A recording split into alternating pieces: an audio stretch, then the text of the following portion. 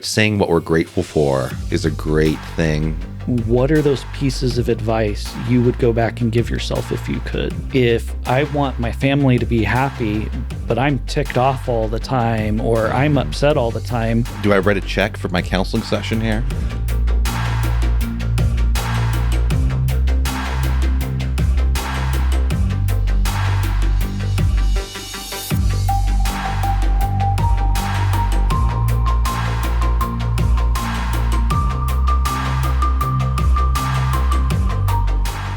Hello, and welcome to the Brenton Peck podcast. My guest today is Matt LeBaron. He's a Nampa native, owner of Trust Realty in Idaho, and has spent over 2 decades in real estate.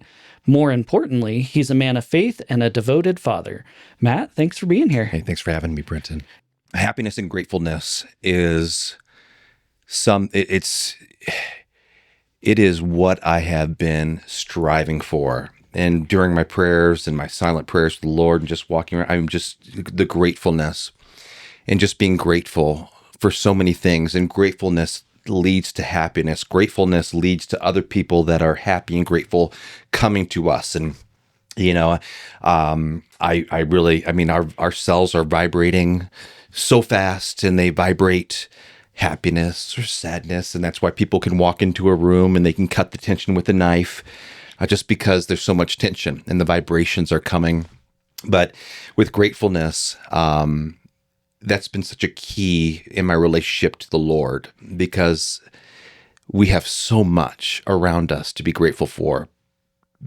But if we approach things in the wrong manner, we only direct our focus towards the things that aren't going well, instead of directing that focus toward all of the wonderful things that we have in our life. Something as simple as the sun shining are things that I can say, oh God, I'm so grateful for the sun today when it's been cloudy the last couple of days. Or almost getting in a car wreck and saying, God, thank you for protecting me. I'm grateful for you for protecting me. Your hedge of protection was around me. And the position of gratefulness will bring, in my opinion, you cannot be happy unless you're grateful. Yes. And so my life, with the avenue of being grateful and determining to be grateful, even when I'm down and I don't want to be grateful journaling, or just saying 50 things I'm grateful for, will immediately shift the unhappiness that I'm feeling into gratefulness and happiness for what I have. And so, the power of gratefulness is just so huge. And it's a life changer. It was a life changer for me, just striving to remain grateful and forcing myself to be grateful. Yeah. Because especially in real estate, you have your ups and downs in real estate. I mean, there's times where, last year, there was a stretch of like 90 days where I didn't have any income. And that was a hard 90 days. But I continued to be grateful for what I've had, be grateful to be in this business, and trusting the Lord that His perfect plan for my life is evident and it is coming to me. And I'm involved in that perfect plan. And so, the gratefulness and the attitude of gratefulness is essential in my life. And it's something that I want to continue and be more, what's the word I'm looking for? I want to be more and more in tune with the greatness of the Lord and the gratefulness and all of the wonderful blessings He's put on my life. Yeah. So there's that book I was showing you, Happiness is a Serious Problem by Dennis tell me about Prager. One of his core concepts is happiness is a moral obligation. And the argument is we affect those around us. So if I want my family to be happy, but I'm ticked off all the time, or I'm upset all the time, it goes back to that concept of you're the average of the 5 people you put yourself in orbit around. Well, your kids naturally put themselves in orbit around their parents.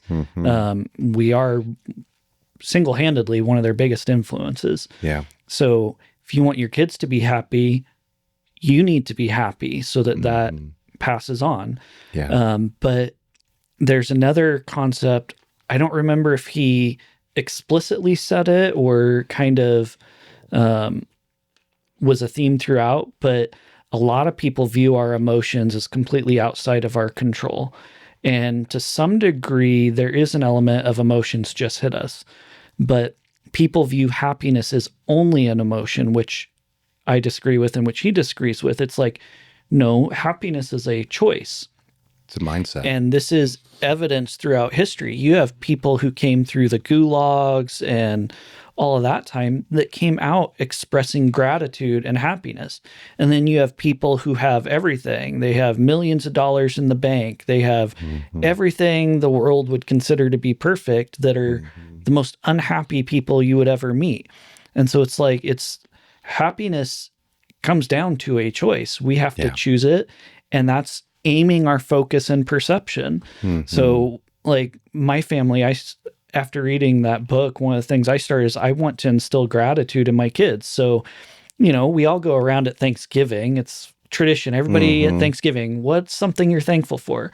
Right. I made that a little more intentional. Every time we sit down at the table for dinner, we pray, and then we all go around and say something we're thankful for. Yeah. Every meal. Yeah. Because I want that to be a habit. I want that to be a practice. I want to instill that. Like, what are you grateful for? Yeah. And then I try to help that along also with, like, anytime something's going wrong, well, what are the silver linings? What can you find that's good that's going on? It's very tempted to look at a bad situation and just be like, there's nothing to be happy about here. But using your weather example, if it's sunny out, oh, I'm so grateful for the sun. If it's rainy out, I'm so grateful it's raining. Now we can have food to eat. Yeah. Or you're cleaning this earth for us, Lord. Look at the clean, you're cleaning, you're cleansing. Yeah. That's right. You can find things to be happy about in those storms. You sure can. So direct your focus. One of the big kickers I was thinking about, one thing that really kind of started to change, one of the items that started to change the way I look at gratefulness was my wife told me one day that the kids would always look out the window when I was coming home and walking up to the front door to see if I was grumpy or not. That was a gut wrencher. It's like, ooh. They shouldn't have to do that. No. And that was one of the big factors that really started my path toward gratefulness. Yeah. That's a hard one because you don't want people living their lives like based on how what mood is he coming home today? Yes, that's right. That's right. And that was, as a father, they're excited to see me, but they don't know if they should come give me a hug because he might be in a bad mood. That should never happen. Yeah. That's one I struggle with a little bit. Sometimes work is a little hard, and I wouldn't necessarily say I'm grumpy, but I'm lost in my head, and I need to get out of my head a little more and be more present with my kids and family. That's right. Because you just, there's this problem, and your mind's just spinning on it and spinning. And it's like, I need to set that aside for a little bit and be more present. Yeah.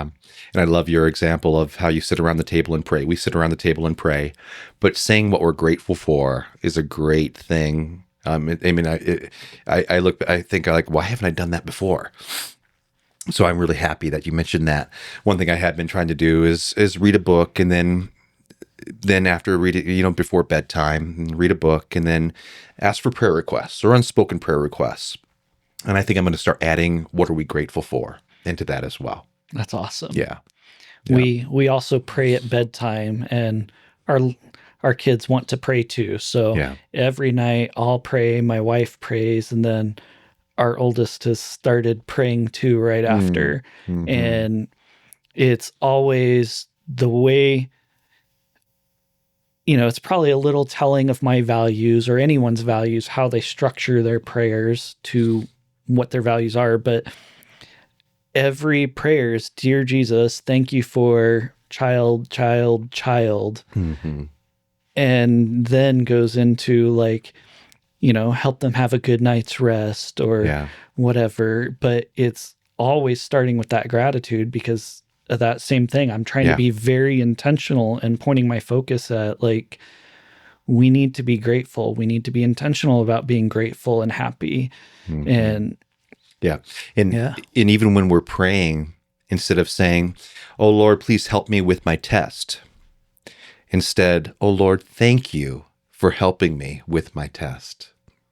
So I always like to pray with the attitude of gratefulness as well. But then ending the prayers that your plan is perfect. You know exactly what's going to happen, but thank you for helping me do my very best with this test today. Yeah. Instead of, "God, would you please help me with my test? I need you right now." In approaching it in a different manner, like, "God, thank you. I know you're going to help me with my test. Yeah. I know you're in my heart. I know you're with me right now. Thank you for helping me with my test." And I think that's so important. And that's a change I've been working on in my life too. Instead of asking, thanking the Lord for these things and then when I thank the Lord for those things, I know that the Lord was in my life. And if let's say I'm in school and I missed a few and I got a C, well, Lord, thank you for the C and thank you for this experience so that I can work harder next time to get that B or A. Yeah. So I think I walked away from my faith for a little while too. I wouldn't say I walked away in that like I rejected God, but I walked away from church and was much more solitary. I, for a long time, didn't really pray very much, if at all. mm-hmm. And I think one of the things I was struggling with at that time was it felt very hypocritical. Like a lot of people misunderstand the phrase, "don't take God's name in vain." They think that's "don't swear," but that really means, like, from that time culturally, someone would go operate on someone's behalf. Like a servant would go buy grain on the master's behalf. And so it's saying, don't take your master's name and do something. Like you're supposed to be buying grain and you go and waste it on alcohol or something in your master's name, was where that phrase came from. So it's like, if I'm praying, but I'm putting my will, if I'm saying, "Dear Jesus, give me all the things I want," like that felt very hypocritical to me, but I hadn't fully figured the gratitude thing out. When I started figuring the gratitude thing out, I actually found it easier to pray and I enjoyed it a little more. I always kind of thought that was interesting. Like I didn't want to pray, just do all these things for me. It's like, that feels wrong to me if that's all it is. Like God is not a vending machine for me to go put in my requests and they get spit out. But if like any relationship, we're relational beings. We're in a relationship with God. You can sum everything in the Bible for the most part to love God and love others. That's what Jesus said, right? Like the greatest two of these is love God and love others. And there's another concept from Jordan Peterson that I really liked.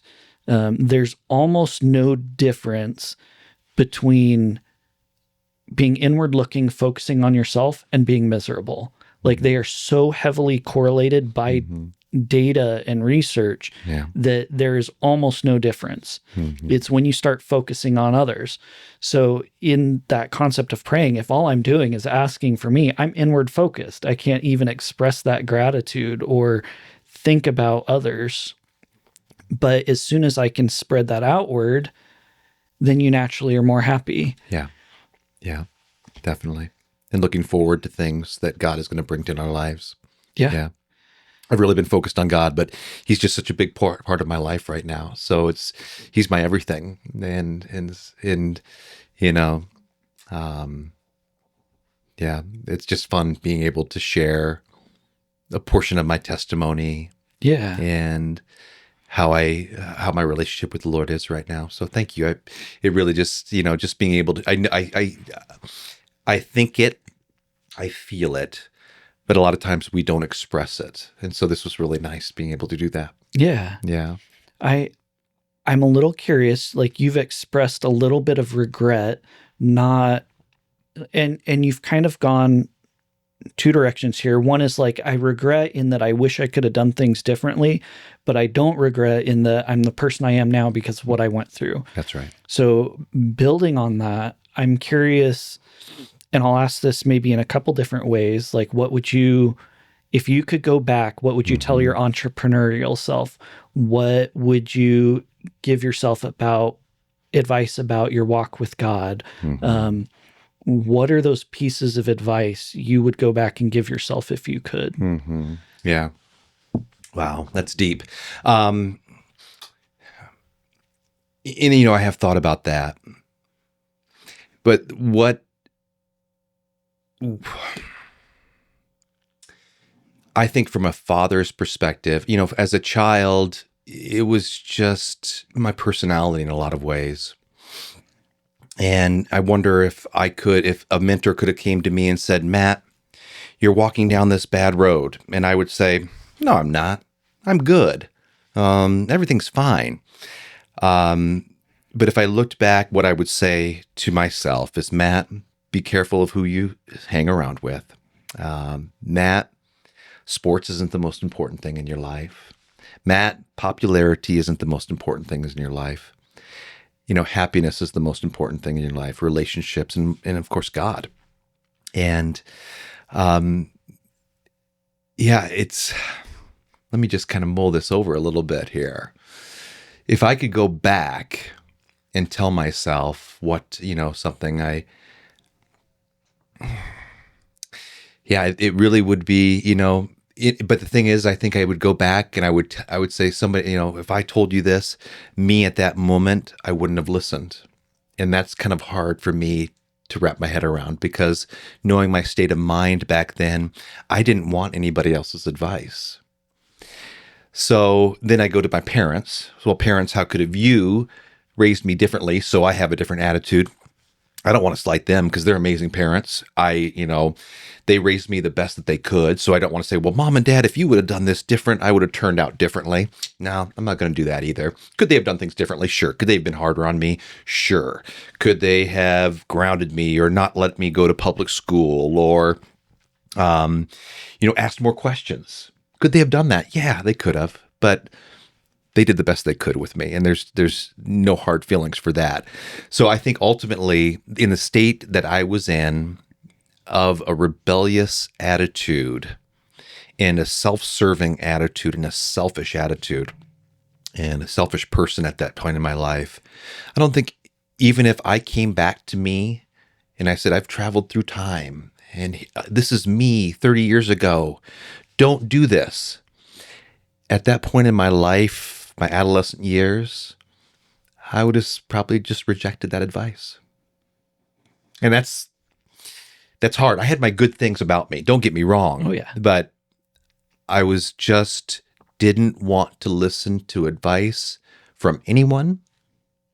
And if I'm going to experience it myself, and even though somebody says, if you do this, you will do this, well, I got to figure that out myself. And that's the attitude I had. I like this question intentionally for that reason. And I think you're picking up on it more than some people I've asked. And it's an interesting question because it raises, like, we ask questions like, what could we do for our kids? But thinking, what could someone have done? How would I have responded to that is an interesting grappling question, because that's what our kids are going through now too. It's like, even if they came back from the future and gave themselves advice, would they listen to it? So it's like, it's a hard problem to think through, because maybe it's not advice. Maybe it's just, you're going to make it through this. Here's a hug. It's not, it sounds like an easy question on the surface. It does. That's why I had such a hard time. I'm like, well, but would I even listen? And I see a lot of this in my youngest Mila. I see a lot of that attitude and the attitude that I had. And it scares me.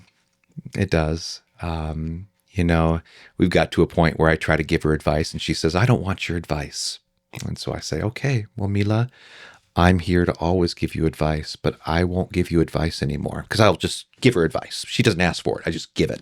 And I catch myself trying to give her advice and stopping in the middle and say, oh, I remember I'm not supposed to give you advice. But then I see a little something in her eye, like, do I want advice? So I keep working on her. But she is She has so much potential. I think like I did when I was younger, and looking to where I've come. I mean, I just hope that the potential hits her sooner and she doesn't have to go through all the trials and tribulations that I did to reach that potential. Will she listen to me? I don't know. Not now, but I still have 6 years with her. So I just keep working on her and giving her love, letting her know how much I love her. Even when she's sassy, even when she talks back to her mom or me or lies to me or sneaks or all these things that I'm contending with when I ask, hey, why are you doing that? What is compelling you to do that? I won't do it anymore and you do it again. And it's the lack of self-control, which I see in myself too. I had lack of self-control growing up too. So I just see a lot of that and I empathize with that. But on the flip side, I know that I have 6 years with her to pour myself into her with God's help to make a change in her life. And instead of her looking inward, looking outward, and her whole focus being on the Lord and softening her heart to other people as well. Yeah. Yeah. One of my previous guests, we talked about Parker Harger. So really quick backstory, like he was a Marine for 5 years. He was in Las Vegas when the Vegas shooting happened at that concert. Oh, wow. So he had some PTSD and stuff he went through. And I promise this is related. Like, he really struggled. And that's where he fell back on something his parents taught him when he was a kid, volunteering and helping others. And so he's like, I need to get my mind off all this. I'm ruminating. I'm stuck here. So he went to the food bank and started volunteering. Mm-hmm. And through that, after several hours, he realized, wait, I wasn't thinking about any of this. I was too busy focused on others. And so that was why he started SoGood. It's not even to get people to volunteer because he's helping that. It's more to help the people that have gone through something and are struggling. It's like, you're not going to understand that I'm helping you because I'm bringing you in. You're going to go work at a food bank with me, but I'm really helping you. You're going to realize after the fact that going and helping others helped you. Mm-hmm. And so I'm curious, like, maybe that's a path we can help with our kids, set some of those examples to, you may not have fun. You may be sassy about it, but we're going to go to the food bank or we're going to volunteer at church or we're going to do these things. But the hope in that is like, and you see this in the Bible too. What is it like? Teach your kids and they will return to those ways. Like you may not see some of it now, but it will have an impact, a lasting impact. That's right. And that's so true. And that's just like my parents taught me, tried to dig things into me. And I didn't listen then, but I know now. I know it was the only thing that brought me back to where I needed to be. And that's for sure. Yeah. Yes. Yeah. Parenting is an amazing thing. It's so interesting how as a parent, I feel I don't necessarily live my life through the kids, but their accomplishments make me feel like I have accomplished those things. It's really special. And all my 3 children are so different in so many ways. My daughter, McKenna, has the sweetest heart. She is just a heart of gold. And she doesn't want to talk bad about it anyway because she doesn't want to hurt people's feelings. And she's a super cute girl. And, there's boys that like her. And she doesn't want to reject them because she's afraid she's going to hurt their feelings. And that's her mindset. And that's just such a wonderful quality. My son, Matthew, he's such a determined young man, and he's so smart. And, but he's got his own mind. He with that determination, with his self-control, saving money up to buy certain things and all of this stuff. He's just a young man that has big things for him. And I'd love to tell a story about his wrestling journey this year, which was pretty amazing. And then, of course, my daughter, Mila, which we've talked about, which she's the sweetest little thing. And she just needs some refining. I don't want to take away any of these strong personalities. They just need refinement. Yeah. So, Yeah. But I'll tell you a little story about my son and his wrestling. He's I was always into sports and things like that, but this year he just had a goal to win districts, and he wanted to go undefeated and things like that. But this wrestling tournament brought us closer in our relationship. Wrestling this year brought us closer in our relationship, and I'd like to share about that. So, the first tournament was in Caldwell, and he was gung ho. He's thinking he's going to win this sucker. Got a bye. He was seated third. Got a bye. Ended up wrestling his next match on Friday night, and come to find out, he was one of these kids at Syringa and Caldwell. Pretty darn good wrestler. Family's wrestlers. Just been involved with it. And he just got whipped up on. Didn't get pinned, but got whipped up on. And this guy, threw him around, and he was downtrodden. I mean, that night he didn't want to go back so the tournament lasted Friday through Saturday. And he didn't want to go back. And, it was a good learning lesson. It's like, well, Matthew, you can stay home, but you'll regret that. Mm-hmm. You'll be home and you'll be wondering how the tournament's going, or you can go to the tournament and just do your best. Wrestling does not define you. Mm-mm. It's not who you are, but what you can do is do your best. Well, throughout that time, we went back and he was just down. He was just like, oh, here I am in the consolation bracket and da-da-da-da. And I said, buddy, I'm with you. Let's just do our best. That's all we can do. And so, first wrestling match came, and we ended up going outside before the match, because on our little phones, they have the track wrestling, and they tell you when his match is up next. And we'd sit and we'd pray and we'd talk, and then, let's stretch. And then I would pump him up. You got this? Yeah, I got this, Dad. You got this. Well, he won that he lost the first one, won his second match. And so he's still working his way through the consolation bracket. And I said, hey, he did it. He won this first one. Now, you can just keep chugging along. I'm just so tired, Dad. I don't want to do this. So we just go through this repetition over and over again, and go outside, pray, talk, stretch, do a little jog, pump him up, go to the next match, wins again. Went going like that, where he worked his way all the way through the consolation bracket. Ended up getting third place, wrestled 9 times, and most wrestlers wrestled 4. And that was such a great experience, not only for me and our connection, because we were able to really connect. Adversity brings connection, it seems like. And so that was really a good start for us. Bora tournament, same way, didn't win it, but, he worked through it. And then, of course, we got to districts, and it was at Parma. And this was just a few weeks ago.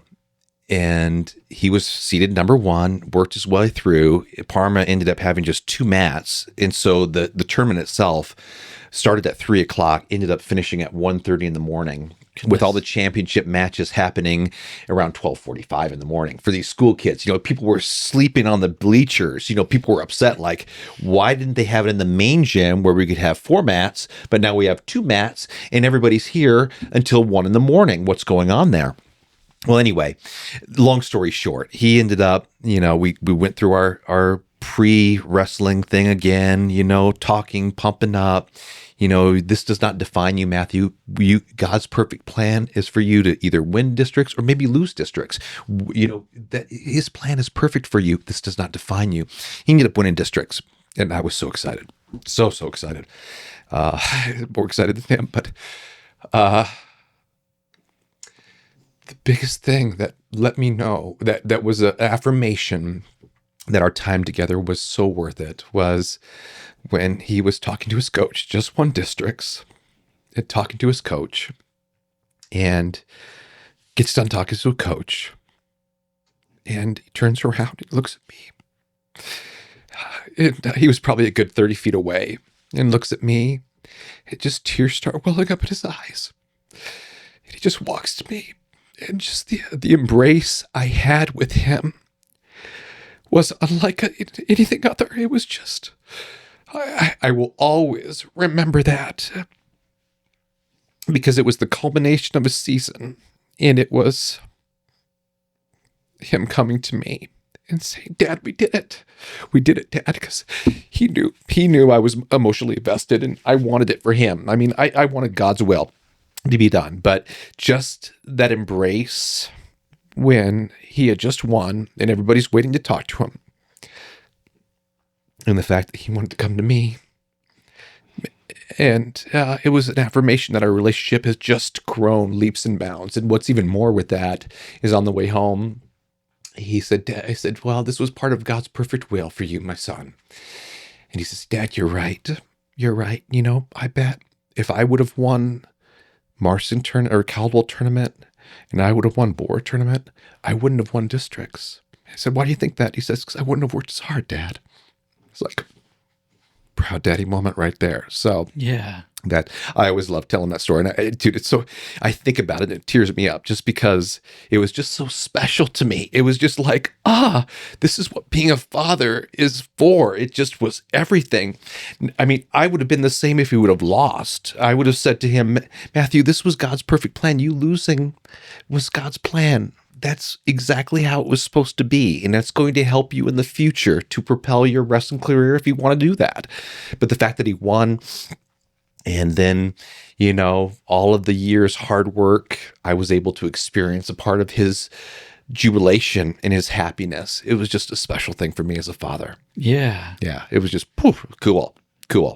So, yeah. But anyway, thanks for letting me share that. Yeah. Yeah. We have kind of a similar thing with our daughter. So she was working on her black belt. She was right there and getting ready to test. And she tested it and missed it by 1 point. And, you know, she was devastated. And it's like, view this as learning. It's one of the things her studio says is leave it all on the mat. Try your hardest. But then every time they go to a tournament, when they come back and they show their medals or awards that they've earned off to the class, whether they've earned one or not, they all get up there and they ask, what did you learn? You know, because even if you get that first place, there's still more you can learn and grow. If you didn't get that first place, what did you learn? If you didn't medal at all, what did you learn? None of it is a waste. It's all learning and growing. So go give it your all. Yeah. Don't give up in the middle. Don't let losing a match put you down and out. Like, all it is information. What did you learn? How can you grow? What can you do better? Whether you got first or whether you got last. Like, it's the same question. What did you learn? How can you grow? Yeah. And so we asked her that, like, how are you going to prepare? You know, maybe you need to practice more. So then she started, I want to practice every day. So she started practicing like 2 hours to 3 hours every single day on doing her forms. We would hold pads for her to simulate breaking the boards or to test, you know, do you have the snap on your punches? Do you have the kicks and the snap on your kicks?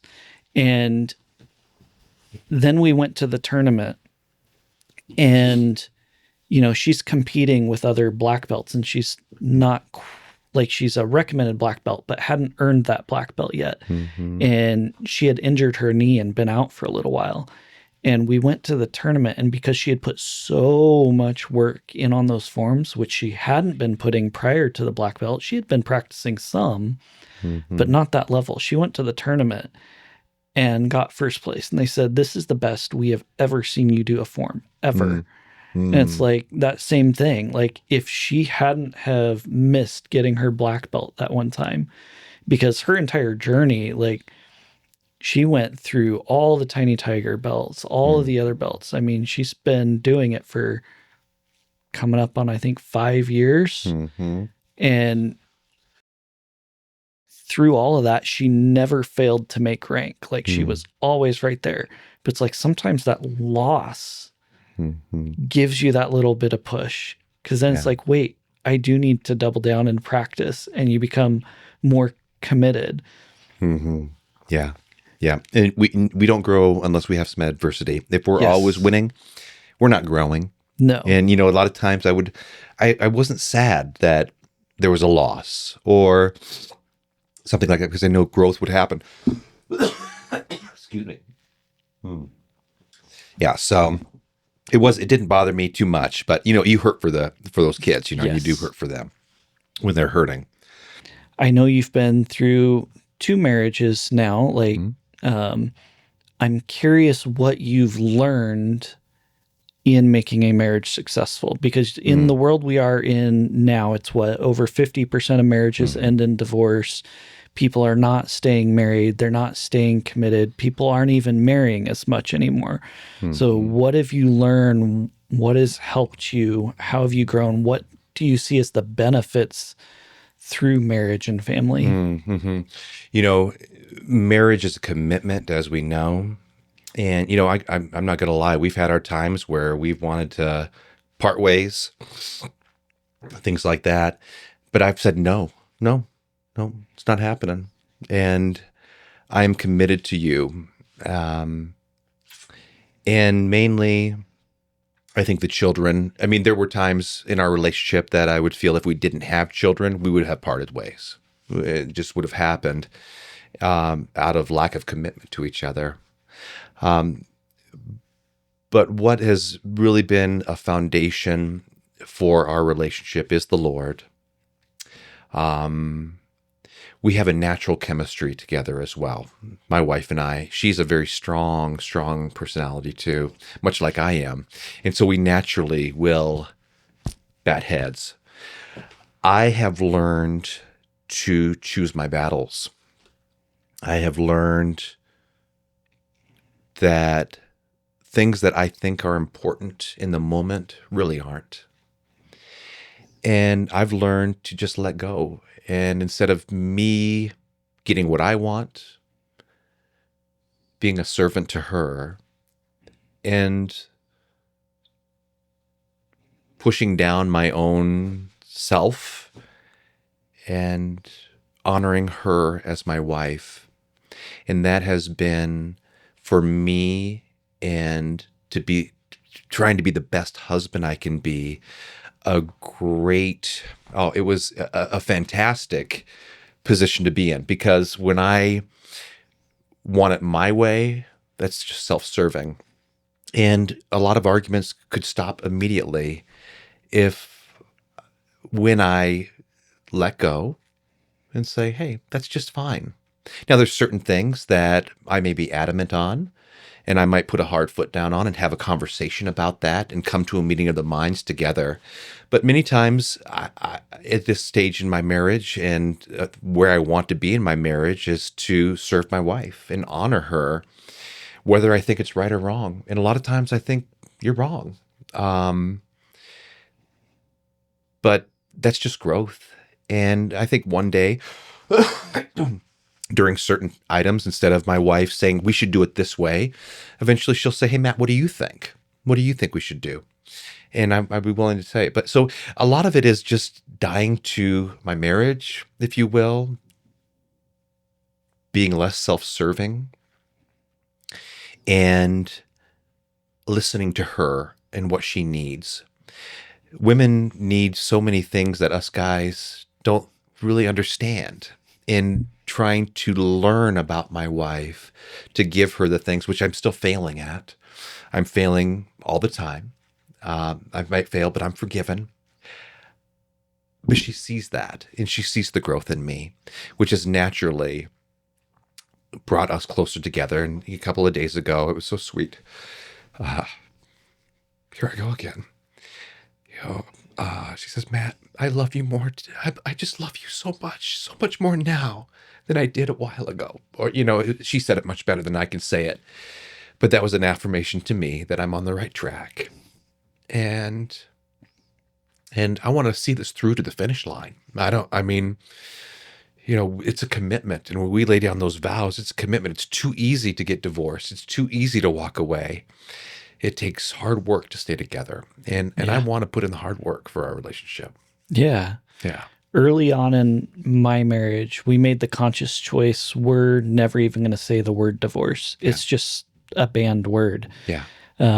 We take the approach of love is an action, not just a feeling. Mm-hmm. There can be those feelings and there can be that chemistry, but if it's based only on a feeling, feelings are fleeting. They're going to change. They're going to come and go.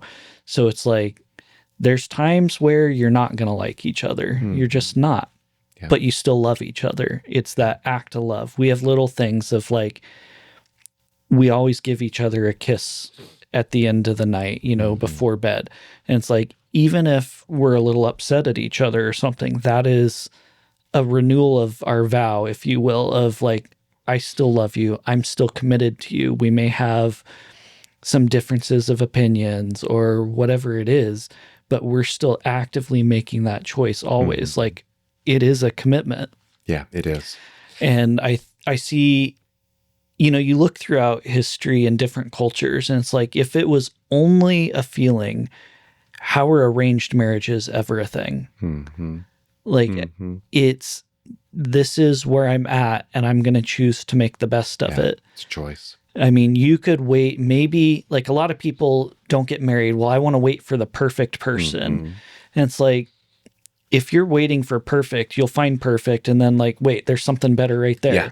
Like, at some point, it's, to a degree, you have to acknowledge this might not be the exact perfect person for me, but I'm choosing that, yes, they are perfect for me because this is a commitment, and I can't change them. What I can do is work on myself. I can be perfect for them. And it's that adjustment of self. How can I, like you phrased it, how can I serve my wife? How can I grow and get better? I forget the exact wording I said, but in my original vow, part of it was maybe a little too intellectual sounding. Like, I want to get my PhD in you. I want to study and grow and learn you. Yeah. So I will spend my life studying and growing with you. Yeah. Yeah. That is great. I like it. I don't think it's too engineerish. Getting my PhD through you, that is awesome. I like that. I've never heard that before. Yeah, that is great. Yeah. Yeah, I think that I'm grateful for the chemistry we've had, because the chemistry has kept us together and kept us working through. But, being grateful for this, in any marriage, like you talked about, if we can look at it from a perspective of, this is where we are supposed to be. This is where the Lord wants me right now, but being open to his direction, being an open mind and listening to him. If there's, not a change in marriage necessarily, but just being open to certain things. But God wants me here right now with you. He wants me as a real estate broker. He hasn't opened up any other doors for me in other areas, but I'm going to be open to that. I'm going to let him lead me. And if God says to me, Matt, I don't want you to do real estate anymore, you need to go this direction, I pray that I will listen, because I don't like change. And so will I say to him, oh, is that my conscience? Is that my conscience? It's not really God. So, being discerning in that regard. Excuse me. And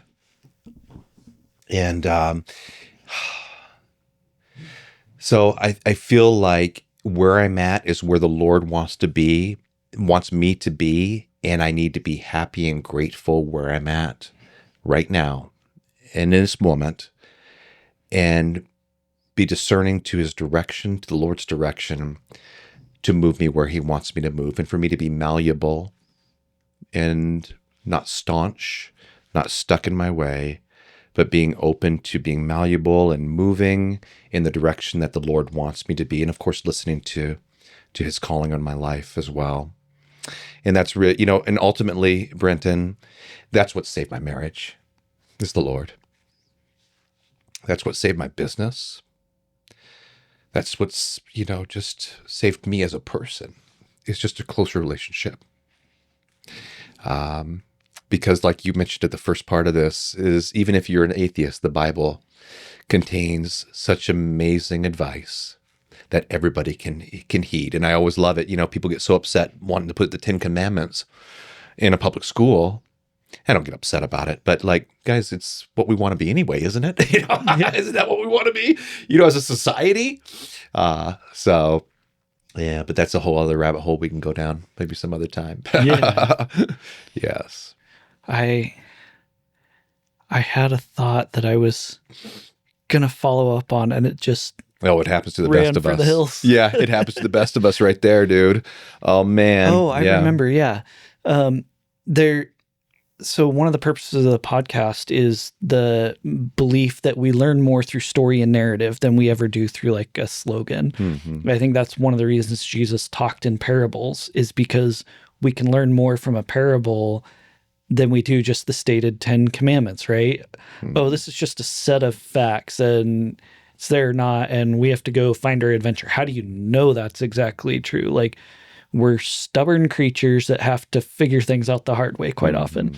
But through a parable or a story or narrative, we can pick a lot of that out as though it was lived experience, right? One of the things that makes us different than animals is our ability to think and rationalize into the future.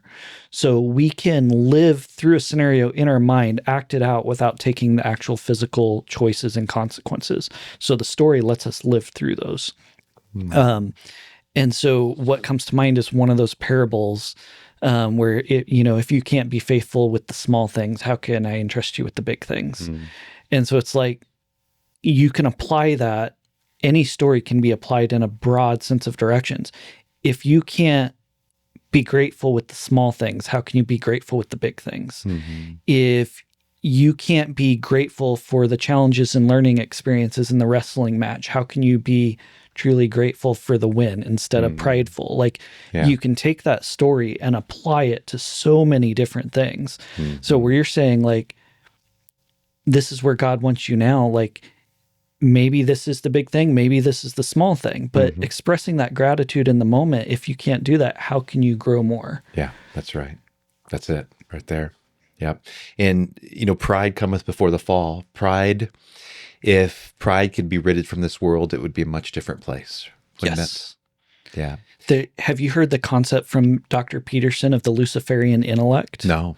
So he calls it the Luciferian intellect, and basically it's having more pride and trust in your own intellect that you can't listen to other people. And he says that was Lucifer's fall, Satan's fall, is he had so much pride in his own way of thinking that he put that above God's will. Yeah. And that's a danger we all have. I think that is that pride. Yeah. That would be like me saying, I know nothing about real estate, but I trust myself more than I trust you, even though you've spent a career in it. Like, you can apply that to anything. It's Yeah, you that sure can. pride, the Luciferian intellect. It is. It's so true. And, dying to myself and letting go of my pride in my marriage, and not only being grateful and knowing where I'm at. I mean, that's really the big kicker. I think in every relationship, if one of these people lets go of their pride, that relationship will come back together again. I mean, it's just inherent. And I think that relationships die because of pride. Yeah. Ultimately, both people's pride will allow something good to go away because of our own self-serving attitude. Yeah. Well, and a lot of people wait for the other person to change. Well, I'll show them respect if they act in a certain way. Yes. And it's like, I go back to that, we're the average of the people we put ourselves in orbit around. Name someone you're more in the orbit of than your spouse. You want them to change? What's the biggest influence you can have? Change yourself, and they naturally become more like you because you're in orbit around each other. That's right. Yep. That's so true. It's what I teach my kids as well. It's, well, I just lost my train of thought. I had something good to say, but let me try again here. That's what I try to teach. When they are having an argument at school, instead of saying, well, what are you going to do to change her? I said, Mila, how can you be happy and give compliments? And when somebody says something bad to you, you don't respond and like, that is, in a nutshell, pride. She's prideful because somebody called her a name and she needs to get back at her. Well, if we let go of our pride, we're going to look at this whole circumstance differently, and we're going to say, well, what's wrong with that person today? Yeah. Are they in a bad mood? Oh, they must be having a hard day. They need more love. And it's just a total different mindset when you let go of our pride. Yeah. Are you familiar with Jocko Willink? No, all these people. I mean, I need to get into in the times here, Brenton. So Jocko Willink is a retired Navy SEAL. He was in the SEALs for 20 years, but he was looking around for good children's books and wasn't liking them. So he wrote his own for his kids. And one of the books is called Way of the Warrior Kid. And there's that exact situation in there. The kid starts out as being bullied early in the class and not confident, but his uncle